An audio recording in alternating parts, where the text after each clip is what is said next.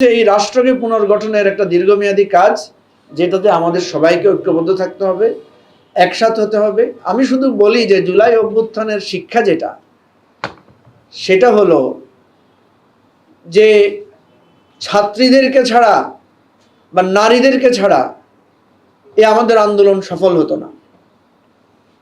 এই আন্দোলন আলেম ওলামাদেরকে ছাড়া সফল হতো না। এই আন্দোলন এখানে যারা আছেন, এই যে ছোট ছোট ক্যামেরা নিয়ে আমাদের যে সমস্ত ভাই বোনেরা আছেন, যারা আমাদের মনে আছে সেই কারফিউর সময়, সেই কঠিন সময়ে পুলিশ যখন আমাদেরকে চারিদিক থেকে ঘেরাও করত, আপনারা আমাদের সাথে থাকতেন বলে পুলিশ আমাদেরকে মারতে একটু দ্বিধা করত, কারণ জানে যে আমাদের এই আহত হওয়ার, নির্যাতিত হওয়ার ছবিটা আপনারা হয়তো ধারণ করবেন। এই ভয়ে আমরা অনেক নির্যাতন থেকে রক্ষা পেয়েছি। আবার যখন তারা ড্যাম কেয়ার হয়েছে, আপনাদেরকেও ড্যাম কেয়ার করে আমাদেরকে পিটিয়েছে, তখন আপনারা অনেকে আমাদের সাথে আহত হয়েছেন, মার খেয়েছেন। আপনাদের অনেকের আমি জানি যে আপনাদের মোবাইল ক্যামেরা এগুলো হারিয়েছে, ধ্বংস হয়েছে, নষ্ট হয়েছে।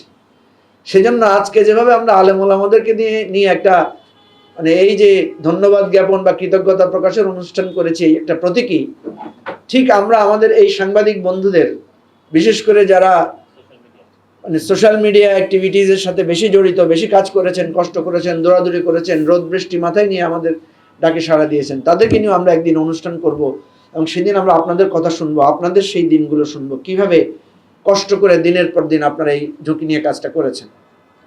প্রিয় ভাই ও বোনেরা, অতীতে আমরা দেখেছি আমরা একে অপরকে হেয় করেছি। আলেম ওলামাদেরকে হেয় করা হয়েছে, আমাদের এখানে ছাত্রদেরকে হেয় করা হয়েছে, রাজনৈতিক দলকে হেয় করা হয়েছে, আমাদের নারীদেরকে নানাভাবে হেয় করা হয়েছে। জুলাই আমাদেরকে শিখিয়েছে যে কাউকে কেউ হেয় করে আমরা সফলতা পাবো না। সবাই একসাথ হলেই কেবল সফল হব, এবং সবাই সফল একসাথ হয় না। সবাই একসাথ হয় দুটো কারণে। একটা হয় হয়তো বিপদে পড়ে, মার খেয়ে, আর একটা হতে পারে যে একটা বৃহৎ লক্ষ্য অর্জনের জন্য। শেখ হাসিনা আমাদেরকে এত মারা মেরেছে যে আমরা সবাই আমাদের রক্তের স্রোতে, রক্তের দাবিতে একসাথ হয়েছিলাম। এবার একসাথ হতে হবে সেই সাফল্য যেটা পেতে চাই, যে রাষ্ট্রটা পেতে চাই, যে আমাদের এই বিভেদ দূর করার জন্য বা বৈষম্য দূর করার জন্য, সেই রাষ্ট্র গঠনের জন্য আমাদের সবাইকে একসাথ হতে হবে। এটাই আমাদের অনুপ্রেরণা।